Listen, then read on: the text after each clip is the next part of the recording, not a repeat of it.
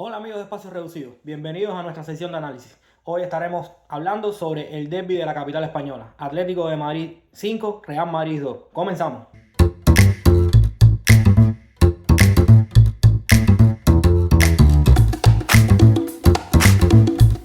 Como ya saben, la Liga Española no la solemos tocar aquí dentro del proyecto, dentro del canal, dentro de Espacio Reducido, porque lo solemos hacer dentro de nuestro proyecto hermano de Game Changer, que ahí sí solemos profundizar más sobre todo lo que tiene que ver con la Liga Española, sobre todo, ¿no?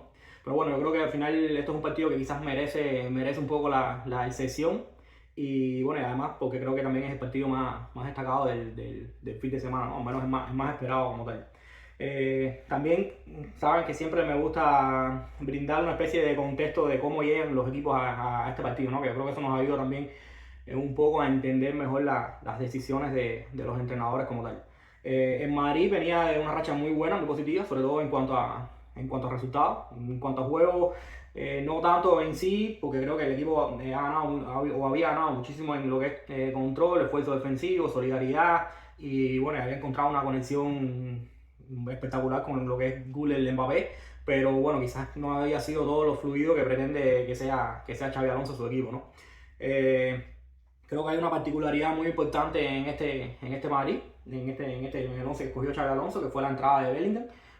Un Bellingham que, bueno, que venía de lesión y que esto obligó también a salirse un poco, a sacar de la zona donde más influyente estaba haciendo a Arda Güler, ¿no? Que lo vimos por primera vez jugando como una especie de extremo derecho, ¿no? Aunque tiene sus matices que luego lo iremos hablando, el posicionamiento de Güler en este partido, ¿no? Y por su parte el Atlético, yo creo que había sido todo lo contrario. Yo creo que si bien no creo que hayan jugado bien del todo, yo creo que probablemente se hayan merecido más más puntos de lo que la tabla refleja, ¿no? Sobre todo también porque creo que venía una dinámica muy mala y donde se acentuaba un poco más los problemas que vienen, ¿no? Que es una fragilidad defensiva en área propia muy grande, que de hecho en este partido se vio evidenciado también. Y por otra parte, no venían siendo todo lo eficaces que deberían en área rival. En este partido sí lo lograron y, bueno, y el resultado se vio. Dicho esto, creo que también es importante mencionar el tema de las urgencias como tal, ¿no? El Atlético viene de salvar un resultado importantísimo contra el Rayo y, bueno, y yo creo que la idea inicial de Simeone era aferrarse a ese envión anímico e intentar ser agresivo desde el principio, ¿no? Tratar de ser un equipo con mentalidad de ir hacia adelante y que, bueno, y sobre todo contagiado también por lo que es el Metropolitano, que ante ese tipo de escenario, y sobre todo contra un rival de la entidad del Real Madrid, suele reaccionar y empujar muchísimo al equipo también. Bueno, en lo que fueron un poco las particularidades en los 11 iniciales por parte del Madrid, bueno, como les decía, la utilización de Bellingham de inicio que modificó un poco los comportamientos en ese frente de ataque con Güler más escorado a la derecha. Un doble pivote formado por Tchouaméni y Fede Valverde, que me parece que fue clave en lo que fue el desarrollo del partido.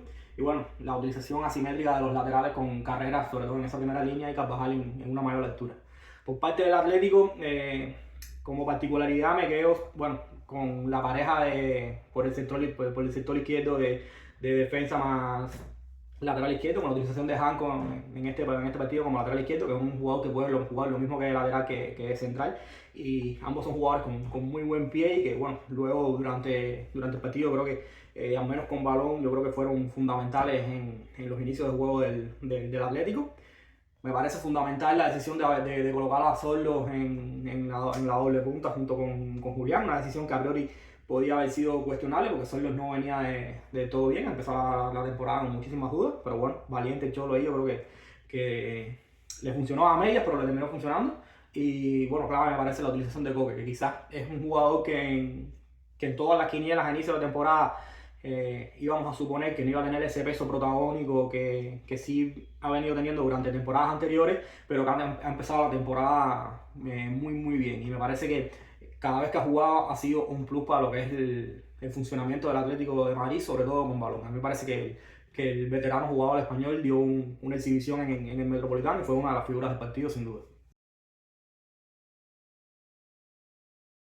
Entrando un poco en materia en lo que fueron, digamos, las decisiones y los planes de partidos de cada cual, el Cholo desde un inicio planteó un partido de ser agresivo, de tratar de que el Madrid no saliera de campo, de su propio campo, tratar de forzar muchísimo juego directo en largo, tratar de contagiar un poco a lo que era el ambiente en el Metropolitano y que el equipo se viniera arriba.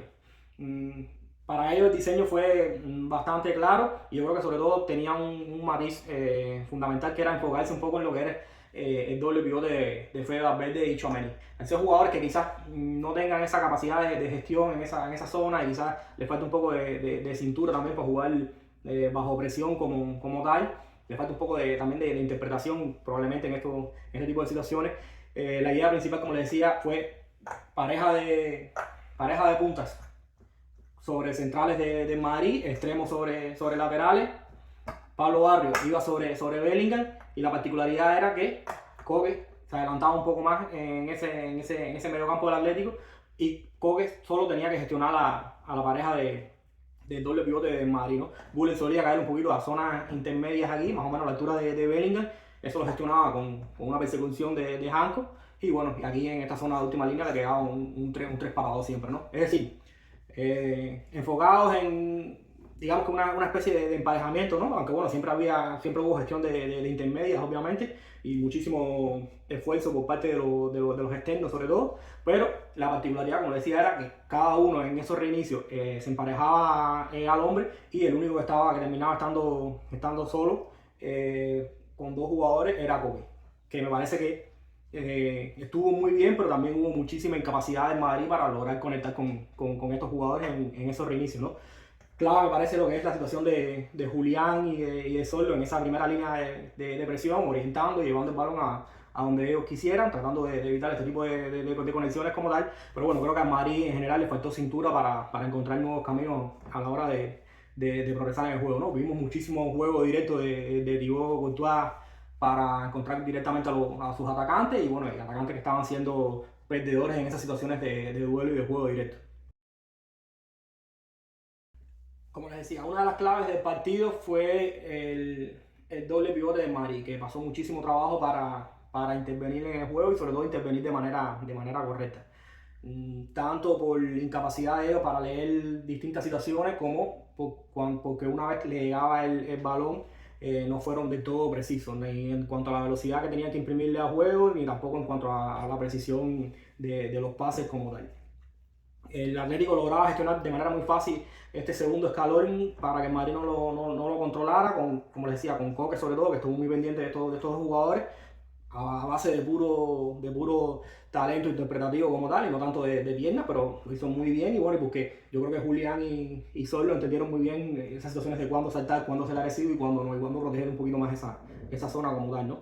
De hecho, el primer gol de Madrid llega en una de las poquitas veces, probablemente la única, donde Madrid logra conquistar de verdad esta zona, este escalón intermedio, ¿no? Con un Tchouaméni que logra girarse y bueno, luego logra conectar, creo que fue con Mbappé que conecta con Gullit después, ¿no? Pero me pareció bastante significativo la incapacidad del doble pivote a la hora de, de gestionar ese escalón intermedio y, bueno, y de darle velocidad a lo que es la circulación del equipo como tal, ¿no?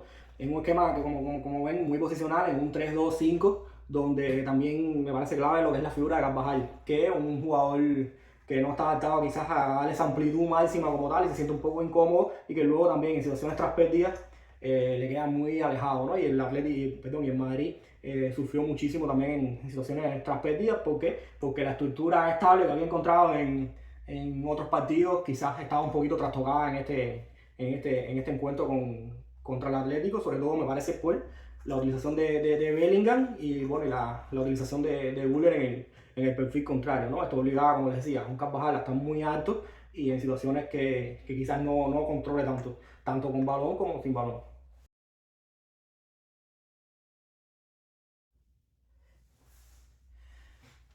Ante la incapacidad de Madrid de encontrar y conquistar esta segunda altura tan importante a la hora de construir los juegos, Alonso optó por matizar un poco el plan de inicio, ¿no? Ese 3 contra 2 que se daba en primera altura, la idea fue tratar de atraer a la doble punta para tratar de encontrar sobre todo a Carrera fuera, ¿no? Porque al final Carrera es un jugador que tiene conducción y que tiene capacidad para ganar metros, ¿no?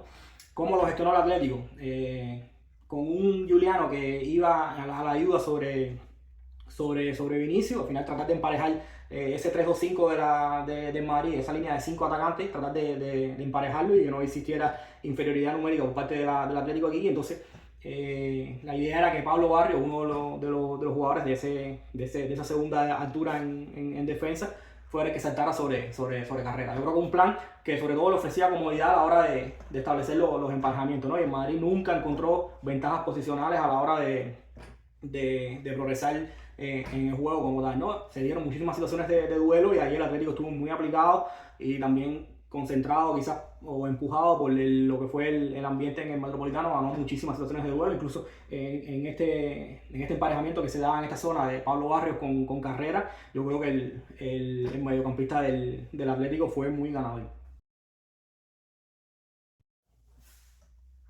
Una vez el Atlético logró controlar ese segundo intento de conquista de la segunda altura, primero el doble pivote de Fede Tchouaméni y luego la utilización de Carrera con el salto de Pablo Barrios, yo creo que Alonso empezó a entender un poco que el equipo necesitaba un poquito más de flexibilidad posicional, ¿no?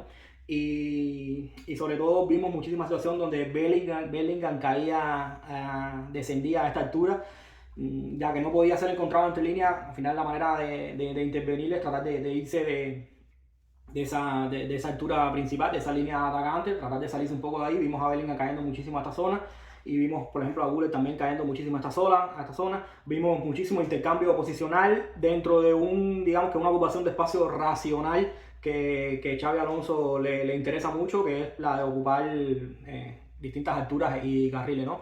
Que al final yo creo que es lo que le ha dado cierta estabilidad dentro de lo que es su modelo de juego como tal, ¿no? A mí quizás dentro de este diseño, con la inclusión de Bellingham como atacante y de Güler en el otro costado, lo que menos me gustó es que al Carvajal no sentirse cómodo muchas veces en estas situaciones de amplitud. Muchas veces vimos este intercambio posicional donde Carvajal caía adentro y Güler era el que venía a recibir en amplitud, que se siente más cómodo en este tipo de situaciones a pierna cambiada, ¿no? De hecho, el gol de Madrid, el primer gol de Madrid viene de un pase suyo. Pero ¿qué pasa?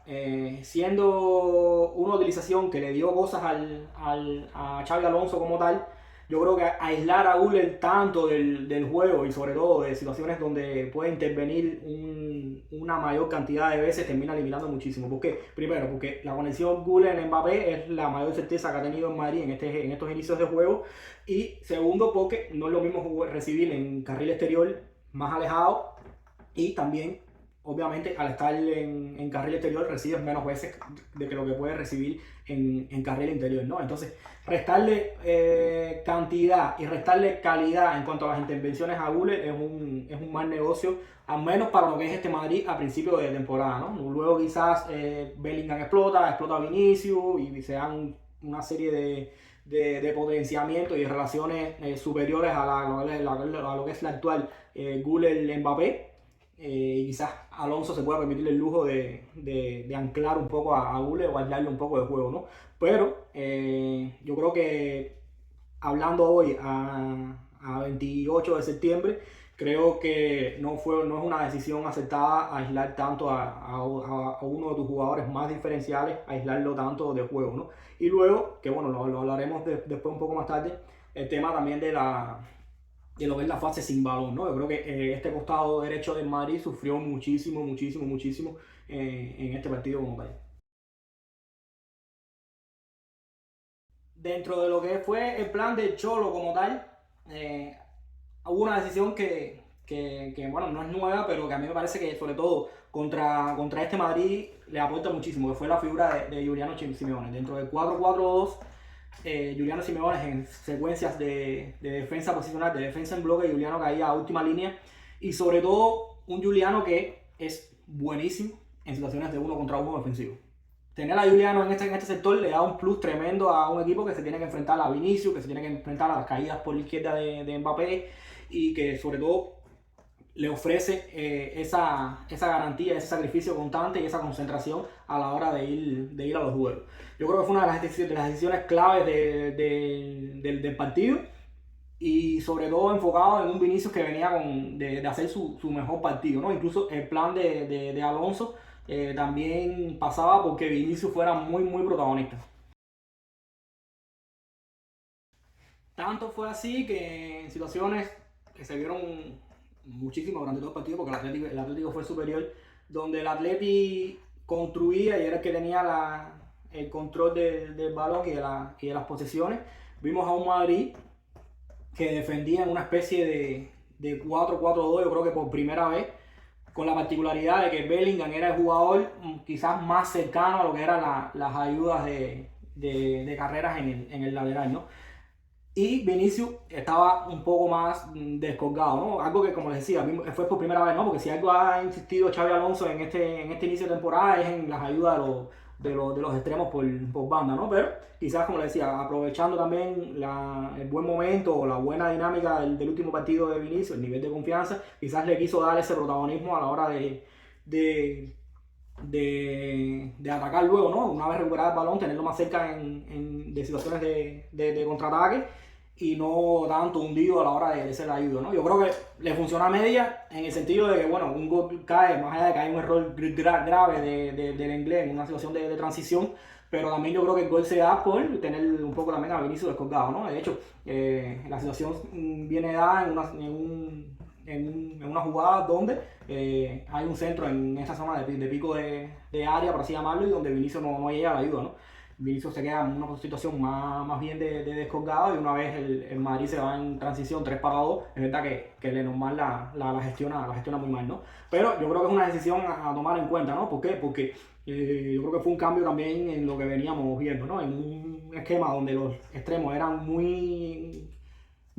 estaban muy enfocados en esos esfuerzos, en esas ayudas defensivas. En este partido no lo vimos tanto, ¿no? Sobre todo con la figura de Vinicius, ¿no? Porque más allá de que Google, sí, al menos en lo que fueron las secuencias de defensa en bloque, de defensa posicional, Google sí tenía que ser una ayuda constante, ¿no? Pero Vinicius no tanto, ¿no? Yo creo que, como les decía, le funcionó en el segundo gol, más allá del error de Lenormand, pero quizás en términos generales no. ¿Por qué? Porque al Madrid le costó horrores recuperar el balón, y el Atlético, sobre todo por banda, hizo muchísimo daño. De hecho, es una obviedad decir que este es el partido donde el Madrid más sufrió sin balón, pero bueno, creo que hay mucho mérito también del Atlético, porque entendió un poco dónde estaban las debilidades de este Madrid, ¿no? Es cierto que el Madrid cambia comportamientos en la presión alta. ¿Por qué? Porque Vinicius sobre todo se iba sobre el central y no tanto en la persecución de los laterales, que era algo que venía haciendo, y Bellingham era uno de los mediocampistas, era el que terminaba saltando sobre el lateral, ¿no? Pero yo creo que el Atlético entendió que quizás la manera de hacer daño o romper esa presión alta del Madrid era dividiendo el bloque y generando espacio en esta zona, ¿no? Vimos muchas situaciones donde los mediocentros se terminaban acercando al balón y terminaban atrayendo al doble pivote, y los delanteros, los atacantes, sujetaban a última línea, ¿no?